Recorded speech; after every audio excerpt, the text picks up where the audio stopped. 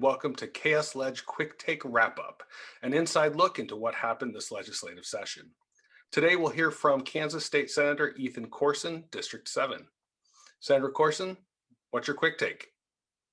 Well, hey, thanks for having me, Michael, and thanks for all the work that Mainstream did this session to keep folks informed about what was going on in Topeka. A couple things that stood out to me from this session were, one, I think we took a step back when we're talking about tax policy. I'm really troubled by the massive tax cuts that we passed, that the governor vetoed, that was overridden by the legislature, that disproportionately benefits large multinational corporations and the wealthiest Kansans. This package on the individual side is mostly going to benefit the top 18% of income earners. What I think we should have been doing is looking for a larger increase in the standard deduction, should have been looking for ways to reduce the sales tax on food. That stood out to me as really problematic. Second area I think we took a backslide in is voting rights. I was really opposed to the two voter suppression bills that passed, were vetoed, and then were overridden. I think we took a step back when it comes to voting rights in Kansas. And I also think that we really took a step back in terms of local control. We have so many great municipal governments here in Johnson County, especially my district in Northeast Johnson County. I represent 10 municipalities, and there were some real attacks on the ability of local governments in Kansas to make their own decisions through their duly elected representatives. That to me was a real disturbing trend that I saw from the state legislature. I do think that we had wins, especially given the conservative bent of the legislature, was our budget and K-12 funding. You know, the budget, there are some things in there I don't like, but overall, I do think that we ended with a pretty strong budget.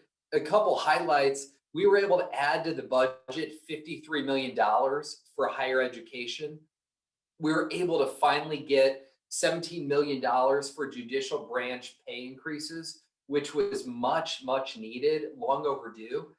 We got $2.7 million in the budget for certified community behavioral health clinic funding and staffing to try to help address mental health issues in our communities.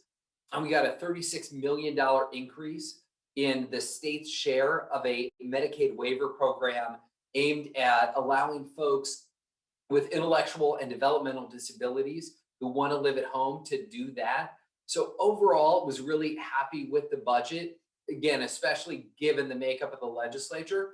And then K-12 funding, we were able to fully fund education in Kansas for the next 2 years at a level that's been approved by the Supreme Court, keeps us out of litigation, makes sure that our students and our teachers have the resources they need to train the future workforce. So from where we were in January to end up with the budget we did, and with K-12 fully funded for the next 2 years, those really stand out to me as wins. One thing that I think we all need to be paying attention to is, unfortunately, I don't think that we've seen the last of these voter suppression bills in the Kansas legislature. I look for some more versions of voter suppression to come back to us this coming session in January in advance of the 2022 elections. We're going to need folks to be vigilant in fighting voter suppression in Kansas. I'm on the redistricting committee for the Senate. I want to make sure that we have fair maps for everybody across the state, so all voters are able to make their voices heard in a fair way. Here in our part of the state, I think it's going to be really imperative that we keep communities of interest like Johnson County and Wyandotte County together through the redistricting process, and that we don't try to start breaking up communities to where we have one party seeking political advantage over the other and trying to break up what are obvious communities of interest like Johnson and Wyandotte. We have to keep those together so we can have a unified voice in Washington.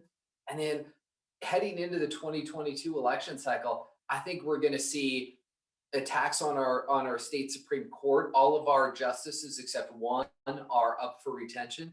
I think we'll see attacks on them. I think that we will see a real conservative trying to gain power of both the judicial branch, of the executive branch, and potentially of gerrymandering the legislative branch. So we all need to be vigilant and be fighting for fair maps going forward. Please reach out to me. My email is ethan.corson@senate.ks.gov. I'm on Twitter @EthanCorson, on Facebook @EthanForKansas, and our website is ethanforkansas.com. Again, thank you to Mainstream for all you do. And thank you, Senator Corson, for being with us today. And thanks to everyone for watching. If you'd like to get more involved in Kansas politics, please visit mainstreamcoalition.org. And please follow us on social to make sure that you catch our next quick take. Thank you for supporting Mainstream's work and for your commitment to do more than vote.